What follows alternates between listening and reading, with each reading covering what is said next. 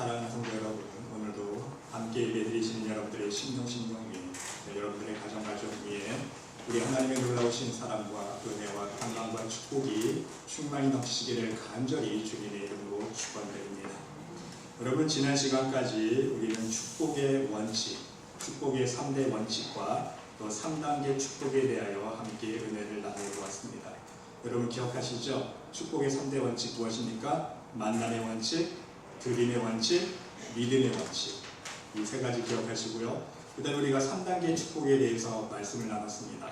세상의 대부분 사람들은 1단계 수준의 축복밖에 못 누려요. 그렇죠? 1단계 수준의 축복이 어떤 축복입니까? 평생 사는 동안 빚만 지고 사는 축복의 수준입니다. 근데 2단계 수준의 축복은요, 빚을 갚고 나만을 위한 생활은 그럭저럭 그냥 해갈 수 있는 그 정도의 축복입니다. 하지만 이 2단계 축복은요, 하나님 앞에 좀 드리고 내가 좀 사람들한테 베풀고 좋은 일 하기에는 아직 역부족이에요.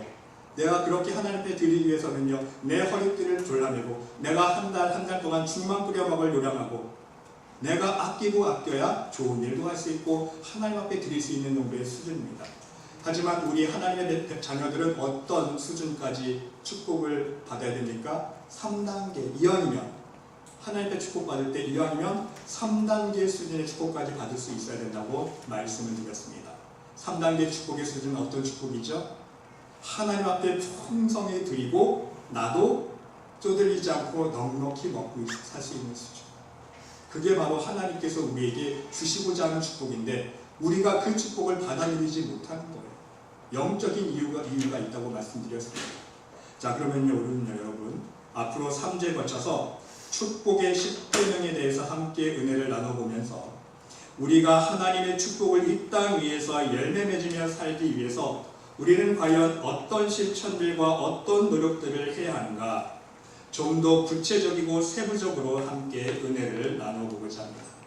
오늘 본문 말씀처럼 너희는 이 언약의 말씀을 지켜 행하라. 지켜 행하라. 그리하면 너희의 하는 모든 일이 형통하리라. 하나님께서 무작정 주여 주여 믿습니다 하면 형통하리라 아니에요. 조건이 있죠. 어떻게 하면? 먼저 이 언약의 말씀을 지켜 행하라.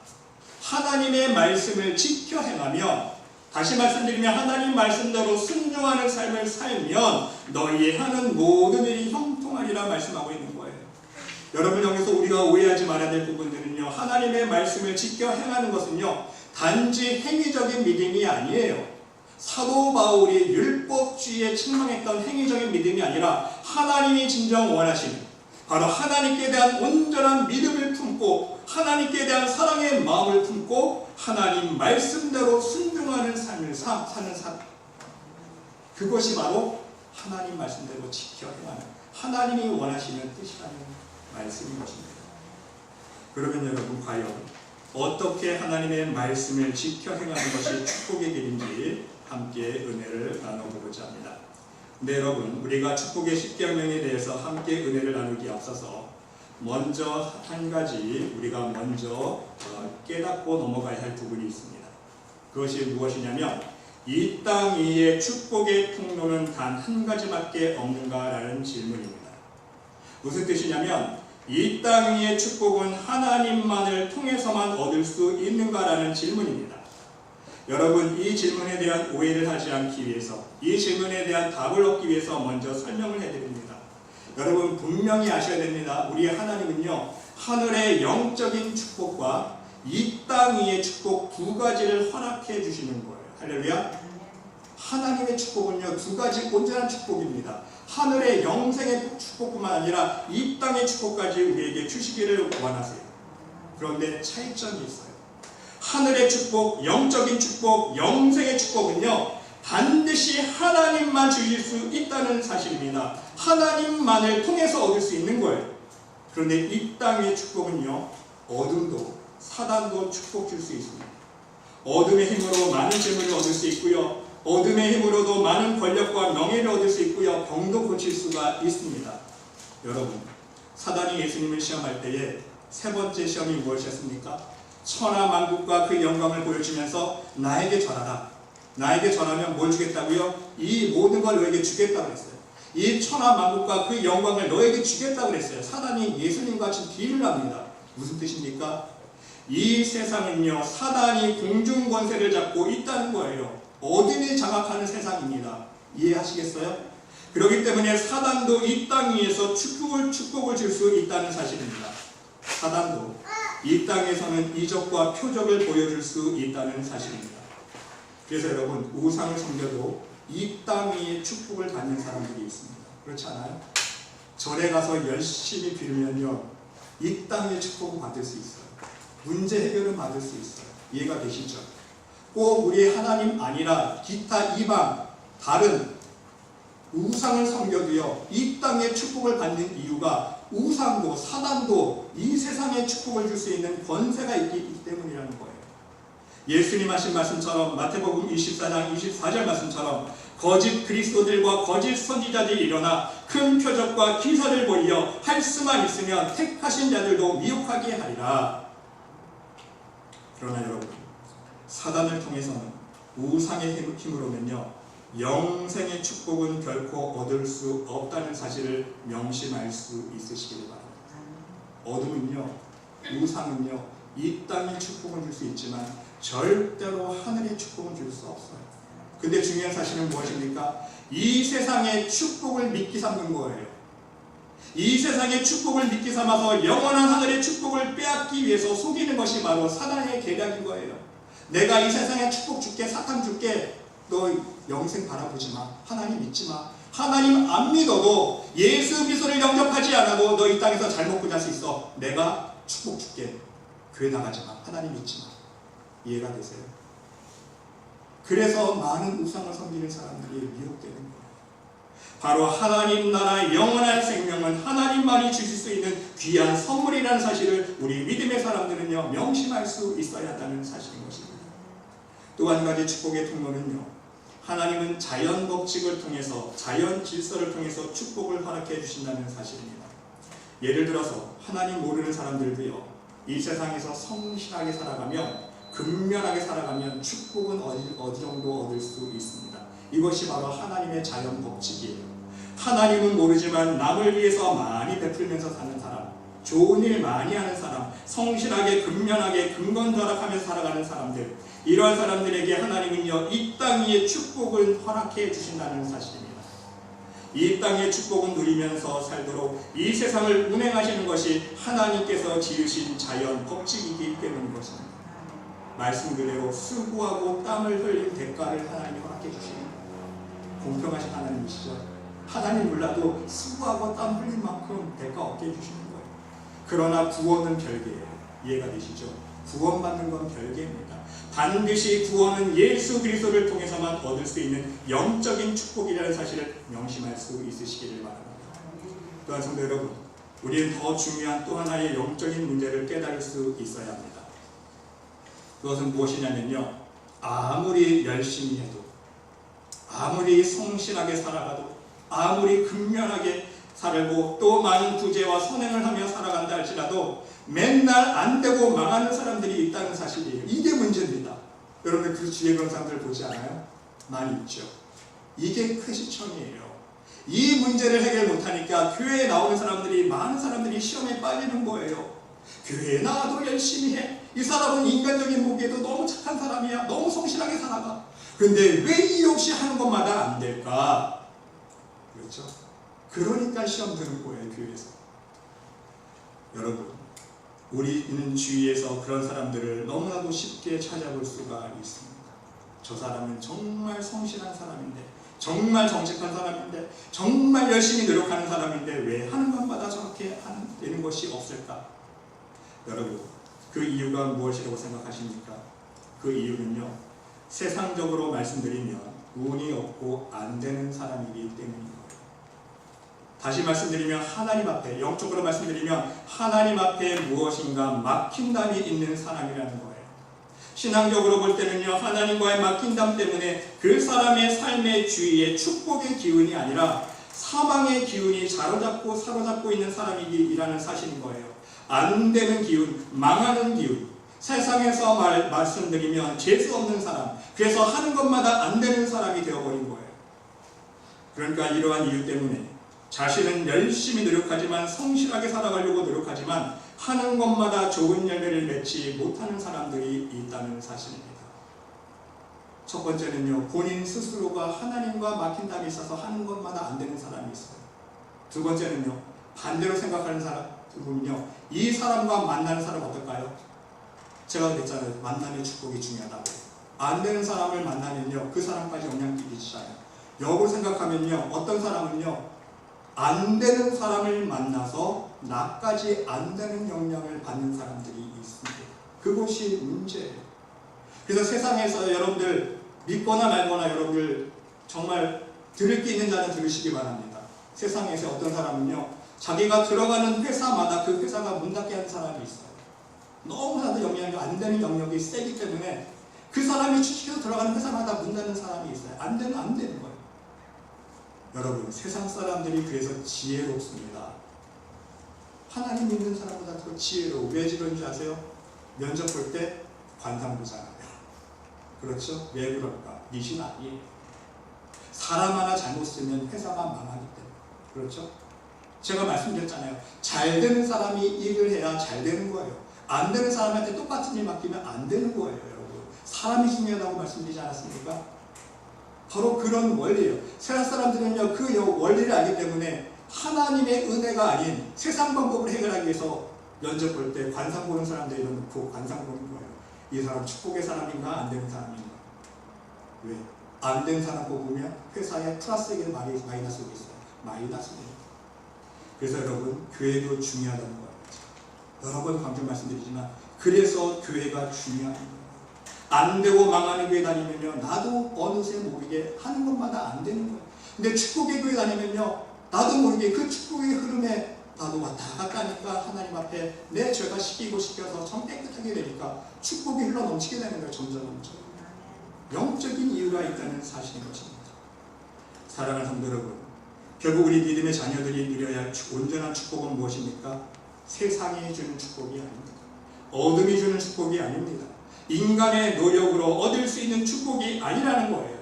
우리 하나님의 자녀들이 누려야 할 축복은요, 바로 하나님이 주시는 축복을 얻을 수 있어야 한다는 사실입니다. 하나님의 축복이야말로 이 땅의 축복과 하늘의 영생의 축복 모두를 누릴 수 있는 온전하고 완전한 축복이기 때문인 것입니다. 여러분, 그러면 하나님이 주시는 축복은요, 어떻게 하면 받을 수 있습니까? 하나님이 주신 축복 어떻게 받을 수 있습니까? 누가 주는 거예요? 하나님이 주는 거예요. 그럼 누구 마음? 내 마음 아니죠. 하나님 마음. 그렇죠? 주시는 분 마음이에요. 그러면 받는 사람 입장에서는 누구에게 잘 보여야 돼요? 사람에게 잘 보여야 돼요? 내가 열심히 하면 축복받을 아니에요. 누구한테 잘 보이면 되죠? 하나님 앞에 잘 보여야 되는 거예요. 하나님 앞에 점수 따야 되는 거예요. 믿음의 점수를 따야 되는 거예요. 그 방법이 바로 오늘 본문 말씀대로 하나님 말씀만을 지켜 행하는 거예요. 하나님 말씀대로 실천하는 삶을 사는 겁니다. 하나님 말씀대로 순종하는 삶을 살아야 되는 거예요. 하나님에 대한 온전한 믿음과 사랑을 품고 말씀대로 지켜 행하는 삶을 살아가야 된다는 거예요. 이것을 예수님께서 단 한마디로 요약하셨잖아요. 너희는 먼저 그의 나라와 그의 의를 구하라. 그리하면 뭘 준다고요? 이 모든 것을 너에게 더하시리라. 할렐루야. 이 모든 것 제가 설명해 드렸죠. 하늘의 영생의 축복과 이 땅의 축복, 이 모든 축복을 받아들이기 위해서 너희는 먼저 하나님 나라와 하나님의 의를 좀 먼저 구해라. 똑같은 맥락이잖아요. 먼저 우리의 심령이 거듭난 심령을 가지고 하나님께 대한 온전한 사랑을 품고 믿음을 가지고 하나님의 의의 말씀대로 작은 것부터 하나씩 순종하는 실천하는 삶을 살아갈 때에 하나님은 우리에게 이 모든 축복을 허락해 주신다는 말씀인 것입니다. 그러면 오늘은 먼저 여러분과 함께 축복의 10계명 중에서 오늘은 첫 번째 시간으로서 제1계명, 2계명, 3계명까지만 함께 은혜를 나누어 보고자 합니다. 제1계명입니다. 여러분 한번 따라해 봅시다. 하나님의 살아계심을 시험하지 말라. 이게 1계명. 축복받으려면요, 하나님의 살아계심 시험하면 합니다. 히브리서 11장 6절 말씀 보세요. 믿음이 없이는 하나님을 기쁘시게 하지 못하나니 하나님께 나아가는 자는 반드시 그가 계신 것과 하나님 계신 것 믿어야 돼요. 또한 그가 자기를 찾는 자들에게 상 주시는 이심을 믿어야 할지니라. 여러분 솔직히 한번 돌아볼 수 있으시기를 바랍니다. 여러분은 지금까지 신앙생활에 오시면서 하나님이 계신지 안 계신지 한 번도 의심해 본 적 없으십니까? 없다면 거짓말. 저도 목회자지만요, 저도 한때 그런 적 있었어요. 제가 간증했잖아요. 제가 하나님의 은혜로 하나님께서 어렸을 때 죽을 생명 살려주셨는데 그런 은혜를 체험했음에도 불구하고 이제 제가 머리가 다 커서 청년의 시기를 살 때에 이제 제가 하나님을 만나보려고 아무리 부르짖고 아무리 하나님을 구해도요, 하나님께서 나의 기도에 대한 응답이 없고, 하나님께서 내가 아무리 부르짖고 하나님 앞에 나아가도 하나님 응답이 없는 거예요. 얼마나 많은 회의와 낭망이 있었는지 몰라요. 정말 하나님 살아계신 거 맞죠? 내가 분명 봤는데, 어렸을 때 내 생명도 살려주시고 하나님의 살아계신 역사 내가 많이 체험했는데, 그럼에도 불구하고 내 기도에 하나님의 응답이 없었을 때는요, 사람인지라 의심이 들더라고요. 그런데 여러분, 중요한 것은요, 솔직히 우리가 우리의 모습을 돌아보면 우리는 이스라엘 백성들보다 더하면 더했지, 사실 이스라엘 백성들만도 못한 불신앙을 가지고 살아가고 있는 사람이라는 것을 우리가 인식할 수 있어야 한다는 것입니다. 여러분, 이스라엘 백성들 한번 보시기 바랍니다. 이스라엘 백성들이요, 체험이 없었습니까? 체험이 없어서 하나님의 능력을 확인하지 못해서 항상 하나님을 의심하고 불신했습니까? 아니라는 거죠. 이스라엘 백성들만큼 체험 있는 사람들이 어디 있었습니까? 여러분, 이스라엘 백성들은요, 정말 분명히 보지 않았습니까? 정말 체험했어요. 애굽에 있을 때 하나님의 10가지 재앙의 표적과 능력 눈앞에서 보지 않았습니까? 광야에서 하나님의 날마다 불기둥과 구름기둥으로 함께 주시는 것 날마다 체험하지 않았습니까? 아침이면 어김없이 만나를 먹여주시고 저녁이면 메추라기를 사막 가운데 먹여주셨어요. 날마다 눈으로 하나님의 능력을 체험했습니다. 심지어 눈앞에서 홍해가 갈라졌습니다. 매일 날마다 매 순간 하나님의 살아계신 능력의 역사를 눈으로 직접 목격했다는 것입니다. 그런데 어떻게 됐나요? 조금만 불편해지니까, 조금만 상황이 나빠지니까 영락없이 하나님의 존재를 의심하지 않았습니까? 출애굽기 17장 7절 말씀 보세요. 그가 그곳 이름을 마사 또는 무리바라 불렀으니 이는 이스라엘 자손이 다투었으며 또는 그들이 여호와를 시험하여 이르기를 여호와께서 우리 중에 계신가 안 계신가 하였습니다라. 하나님을 시험했어요. 어떻게? 하나님이 우리 중에 계신 거야 안 계신 거야? 지금까지 보여준 건 뭐고요? 근데 여러분, 이스라엘 백성들 모습 우리가 지적할 거 없습니다. 내 모습이 저와 여러분의 모습입니다. 이와 같이 우리 또한 매일매일 우리의 삶 속에서 하나님의 살아계신 숨결을 체험하고 있음에도 불구하고 늘 하나님의 능력과 살아계심에 대한 의심을 품고 살아가고 있는 것이 바로 우리의 모습이 아닙니까, 여러분? 사랑하는 성도 여러분, 명심할 수 있으시길 바랍니다. 진정한 축복은 하나님만이 주실 수 있습니다.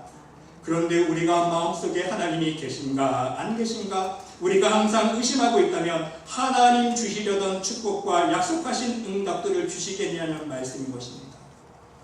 마치 어린아이가 엄마 아빠를 볼 때마다 우리 엄마 아빠 진짜 나죠? 이렇게 의심하고 있으면 부모 마음이 어떻겠습니까? 결국 이스라엘 백성들 중에 하나님을 의심하고 믿음을 잃어버린 사람들 보시기 바랍니다. 40년 광야의 길에서 모두 죽었습니다. 그렇죠? 하나님께서 약속해 주신 그 약속의 땅, 축복의 땅을 밟아보지도 못하고 광야에서 다 죽어야 했습니다. 여러분은 절대로 어떤 상황일지라도 하나님의 존재와 하나님의 살아계심을 의심하지 않기를 주님의 이름으로 간절히 축원드립니다. 하나님 살아계세요. 지금까지 여러분들 마음속에 의심이 있었죠. 오늘 이 순간, 오늘 설교를 듣고 나서부터는요, 하나님 살아계신 것에 대해서는요, 전혀 여러분 의심하지 않으시기 바랍니다. 하나님은 살아계신 하나님이에요. 문제는요, 오늘날 신학이요, 신은 죽었다라고 가리키는 게 문제예요. 놀라고 자빠질 문제입니다, 여러분. 실제로 제가 플러에서 이거 3.9% 빠져 죄송한데 한 가지 말씀드릴게요. 플러에서 공부를 하는데 어느 연세 많으신 할아버지 목사님이 리버럴한 신학대회에서 플러로 생스파 하셨어요. 목사님 왜 이쪽으로 오셨습니까?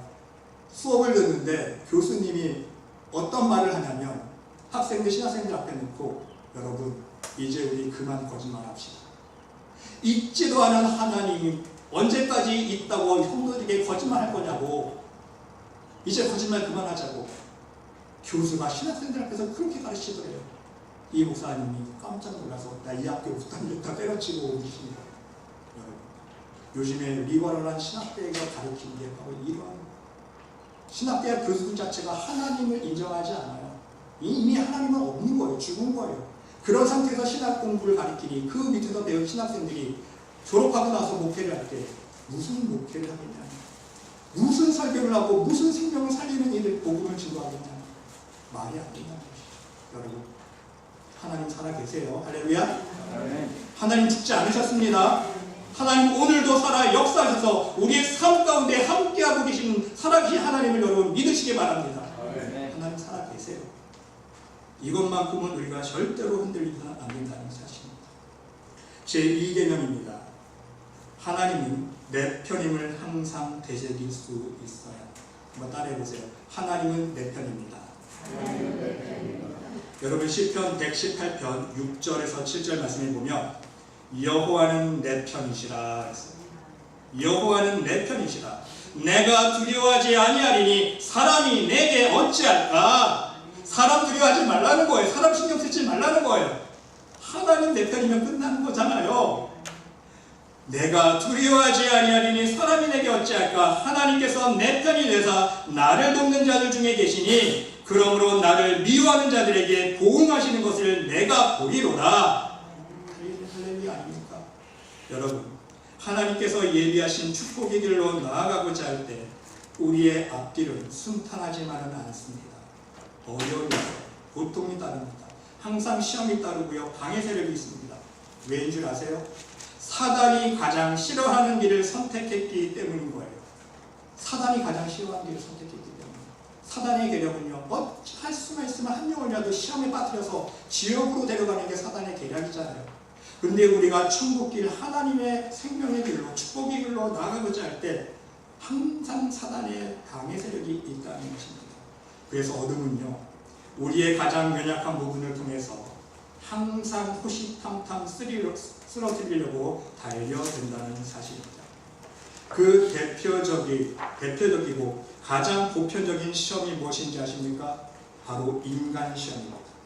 사단은요, 우리의 축복을 방해하기 위해서, 우리가 하나님 앞에 나아가는 것을 방해하기 위해서 사람끼리 서로 얽히고 섞이게 만드는 거예요. 서로 싸우게 만듭니다. 서로 미워하게 만들어요. 서로 원망하게 만듭니다. 서로 섭섭하게 만들고요. 사람을 두려워하게 만들고 사람으로부터 눌리게 만들고 어둠의 장막을 벗고 축복의 장막으로 가지 못하도록 하기 위해서 사람들끼리 시험 들게 유혹한다는 사실입니다. 왜? 죄짓게 하기 위해서. 사람들끼리 서로 원망하고 싸우게 하는 거예요. 미워하게 하는 거예요. 그때 여러분, 우리의 자세는 분명할 수 있어야 합니다. 내가 두려워하지 아니하리니 사람이 내게 어찌할까. 하나님은 내 편이시라.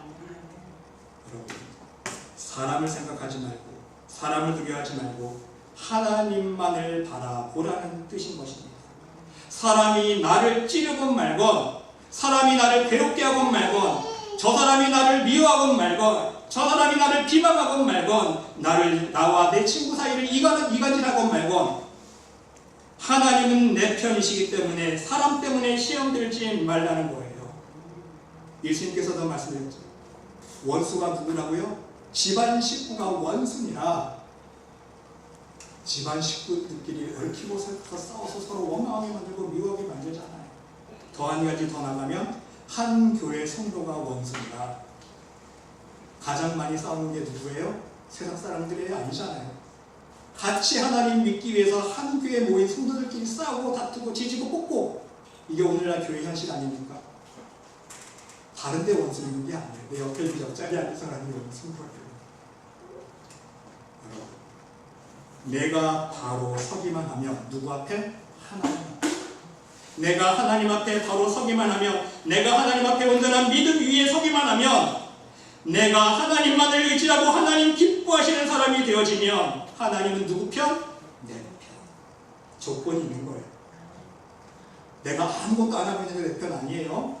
내가 하나님 앞에 온전히 설 때에 하나님은 내 편 되어 주시기 때문에 하나님이 나의 문제를 해결해 주신다는 사실인 거예요.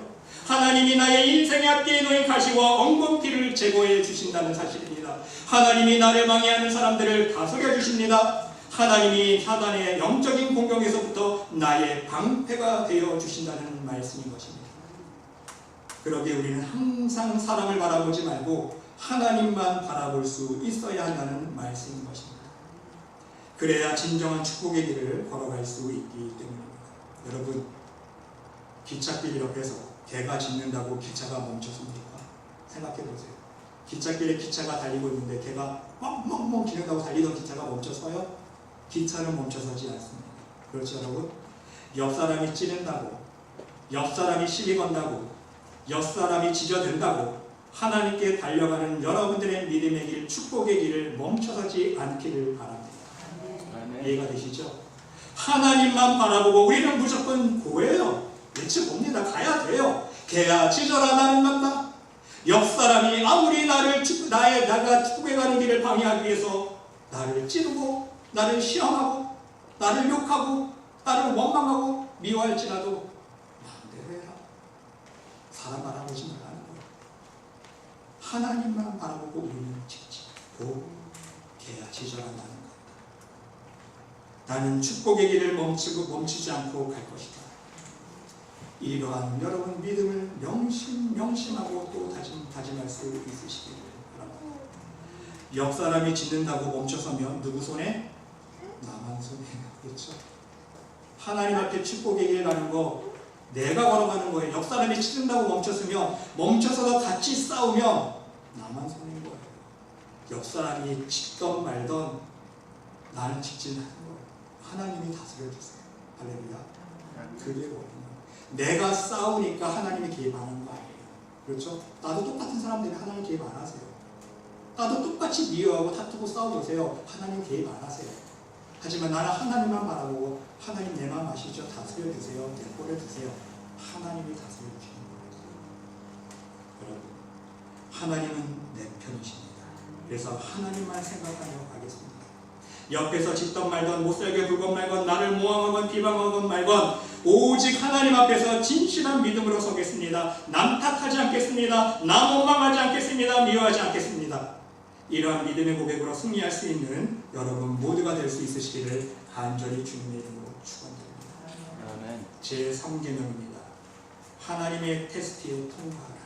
한번 따라해보세요. 하나님의 테스트에 통과하라. 예, 여러분, 하나님은요 축복을 허락하시기 전에 반드시 테스트해 보시는 것이 있습니다.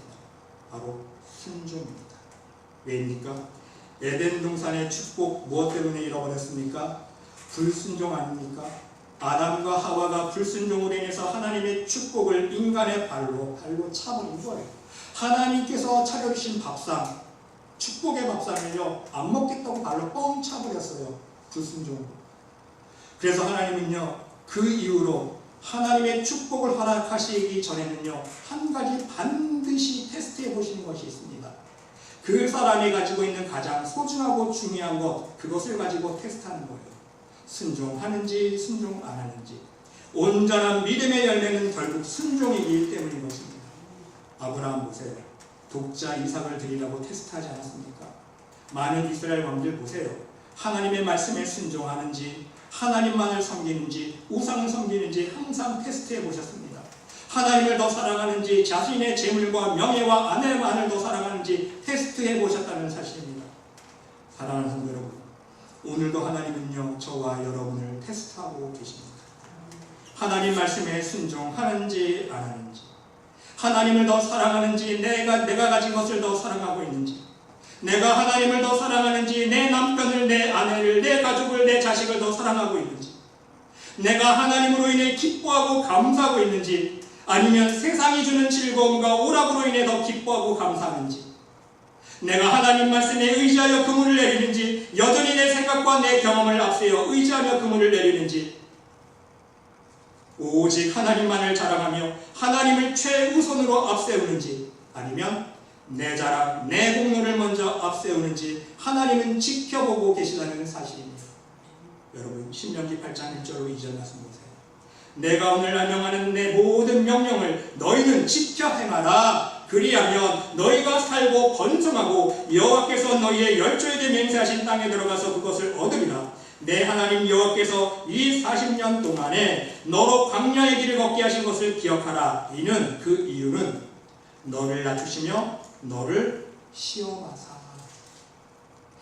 시험하사 네 마음이 어떠한지 그 명령을 지키는지 아니 지키는지 알려 하시니라.